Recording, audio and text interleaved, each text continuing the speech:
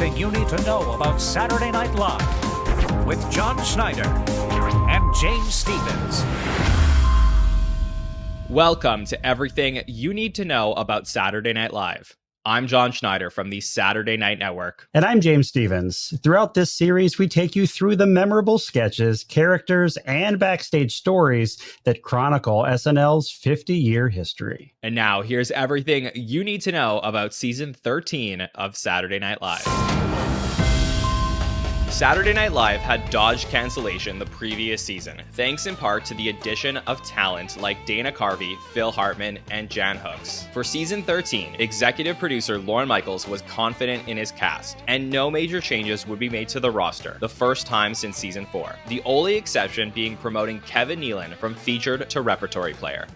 Season 13 premiered on October 17, 1987, with 10-time host Steve Martin tying Buck Henry's record, with musical guest Sting. A strike of the National Association of Broadcast Employees and Technicians, which had begun back in June, would affect the production quality of this and the next episode. There's going to be technical problems tonight because there's a strike going on of technicians. That's the camera operators. Laugh while I live and love the above, 'cause I just got to dance. Despite those challenges, the episode would introduce Dana Carvey's impression of then Vice President of the United States, George H.W. Bush. Ow, you're hurting my arm, ow. A memorable song from Victoria Jackson. So I dot my I's with heart, and I sleep with a teddy bear. It doesn't mean that I'm not smart. I know all about the ozone layer. You see, I'm not a bimbo. And a pair of narcissistic Austrian bodybuilders. I'm Hans. And I'm Franz. And we want to pump You up. Now, Sin. Oh, excuse me, Sean, I'm sorry. Actor Sean Penn hosts next. Now listen, you are married to, I'm sorry, what is her name? Madonna. Madonna. Oh, Madonna. So she's named after the mother of our Lord. But she doesn't quite live up to the same standards, does she? Her bulbous buttocks gyrating to the delight of little boys everywhere. Her chestral area offered forth in a very... The episode features musical guests LL Cool J and The Pole, featuring Sean's older brother Michael Penn. Ladies and gentlemen, the guy Ma always loved best, my brother Michael Penn and the Pole. Both the sketch Wall Street Week and Weekend Update include references to the disastrous stock market crash that unexpectedly took place earlier in the week. Here's where the market started on Monday. It plummeted past the little girl in the well. Then down here past Geraldo Rivera's ethics. There's the Titanic. There's Andrew Ridgely's career. That's Hitler in hell, and it bottomed out down here at the ratings for CBS Weight 57. Next, actor Dabney Coleman would host on Halloween. It's really an honor to be here tonight. Scary as hell, but... Actress and former Las Vegas showgirl Cassandra Peterson would make appearances in the show playing her Mistress of the Dark character, Elvira. You're one of Hollywood's scariest celebrities, a frightening figure on Friday night videos, and yet looking at you, I'm strangely attracted to your breasts. Hosting the first show of November, 70-year-old actor Robert Mitchum. One of my first appearances in films was with Laurel and Hardy. I think it was a comedy, but that's what I thought of Winds of War, too. The episode is best remembered for a hilarious film noir spoof. I have reason to believe that this merchandise was, say, stolen from me. I believed this two-bit punk story about as much as I believed in the Tooth Fairy. Whoa.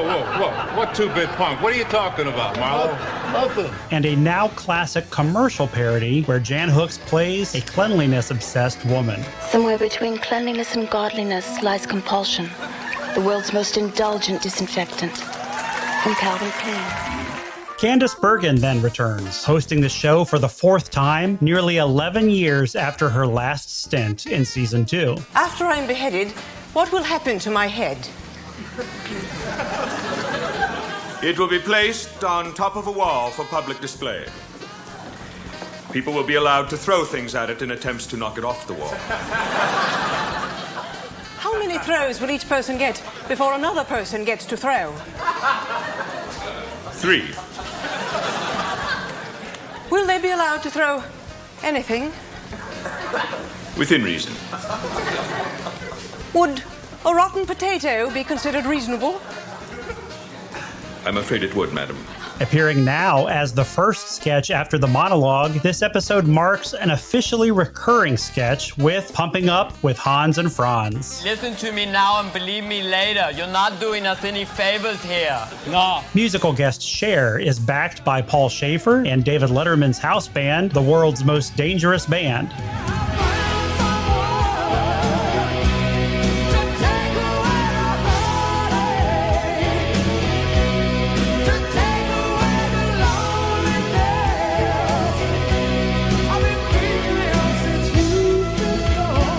It's worth noting that this episode would air a week after the Sonny and Cher reunion on Late Night with David Letterman. December kicks off with Danny DeVito hosting for the third time. It's strange how these things happen. The episode marks the first for a 25-year-old stand-up and improv comic from Chicago. After secretly submitting jokes for Weekend Update through his friend Robert Smigel the past 2 seasons, Bob Odenkirk would now join the writing staff. You're insane, aren't you? Television actress Angie Dickinson would host next. Let's eat, drink, and be merry, for tomorrow we shall have to go back to work. With musical guest David Gilmour of Pink Floyd and Buster Poindexter, who would be making his 6th appearance performing since October of '86. A little higher, Matthew. The Christmas episode would be hosted by 4-time host Paul Simon. Jesus is not going to like this. You know, he hates being the center of attention. An episode where confusion arises when Illinois Senator Paul Simon questions who is to be hosting. I just assumed they wanted me, Paul Simon, the senator. Well, it's a comedy show and it's a music show, so it's got to be me. I mean, who else is it? I guess I just wish somebody had told me earlier. I've been rehearsing since Thursday. You know, you've not only inspired me and my music, but all the world. The Sweeney sisters pull out all the stops for Paul Simon. And like a bridge over troubled water, you've let yourself down like a bridge over troubled water.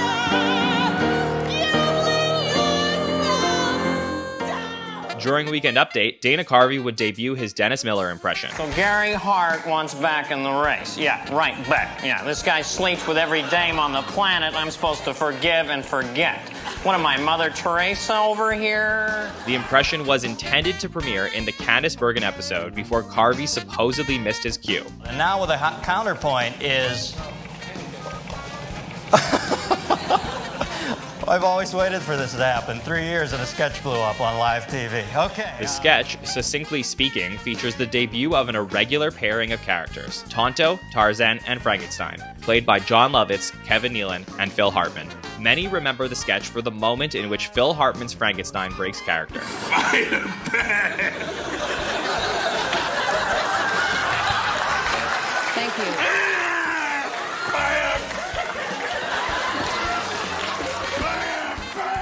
The trio would quickly become a recurring segment when the three perform a holiday song following the initial sketch. Away in manger, no crib for a bed. Little Lord Jesus, lay down the sweet head. 1988 begins with Robin Williams hosting for his third and final time. Elizabeth! I will part you like the Red Sea. The episode features the first of several installments of Learning to Feel with Nora Dunn's character Denise Finetti, PhD. Have you looked at yourself lately? You have to look at yourselves. You have not taken the time to look at yourself.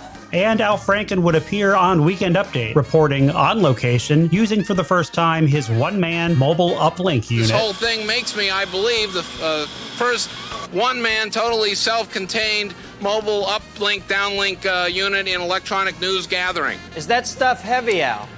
Yes. As a matter of fact, Dennis, I'm only good for about 2 or 3 minutes, and then the pain in my lower back and neck become just unbearable. But it's worth it.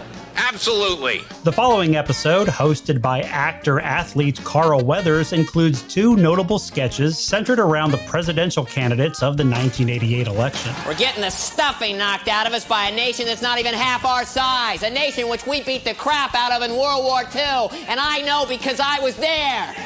Written by Al Franken, Bob Odenkirk, and Robert Smigel, The Cold Open, Bushwhacked, features the first credited writing of 24-year-old Greg Daniels from New York City and 24-year-old Conan O'Brien from Boston, who both join SNL after working on the Fox show The Wilton North Report. Democratic Debate 88, the first SNL debate sketch since 1976, would introduce John Lovitz's Michael Dukakis impression. With direction, with purpose, little oil and vinegar, maybe some feta cheese. There is nothing we cannot do. Next, actress Justine Bateman would host an episode that would feature a cameo from original cast member Dan Aykroyd, his first appearance since he left the show in 1979. In The Cold Open, Republican Debate 88, Aykroyd would debut his impression of Republican politician Bob Dole. I don't believe my good friend George Bush. He's lying. He knows it. You know it, I know it, the people at home know it. The episode also features a fun Family Ties parody. I can't believe we're leaving this house and moving to Colorado. Honey, I could always turn down that new job. Dad, turn down that job, Dad. Dad, don't get sentimental at a crucial stage like this. I guess Alex is right. For once. We sure have done a lot of living in this kitchen. Yeah. Tom Hanks then returns to host for the second time. Here I am. Call it free enterprise, call it freedom of the press, call it a horrible mistake, whatever. The episode features Pat Stevens interviewing the wives of GOP candidates. I'd like to congratulate George on his startling victory in New Hampshire. He's doing well in the South. He's had a wonderful reign as vice president. Tell me, are you proud of your son?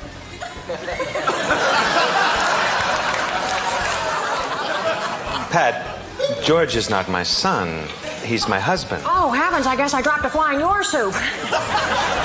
Well, she looks so much older, I hardly think it's my faux pas. And we are introduced to a pair of awkwardly rejected girl watchers. Oh, yeah. Played by Tom Hanks and John Lovitz. Oh, no. Yeah, this old head's just way out of proportion for this body. And these eyebrows come together in the most unappealing way.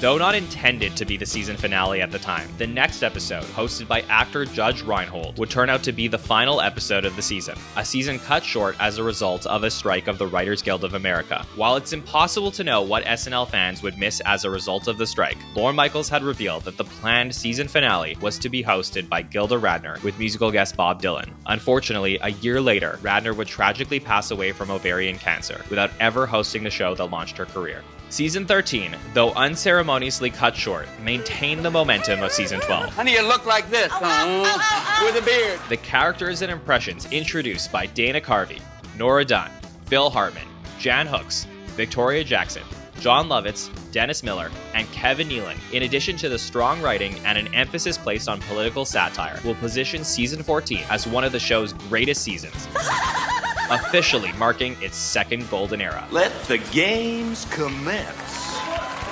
If you are enjoying this series, don't forget to like and subscribe to this YouTube channel.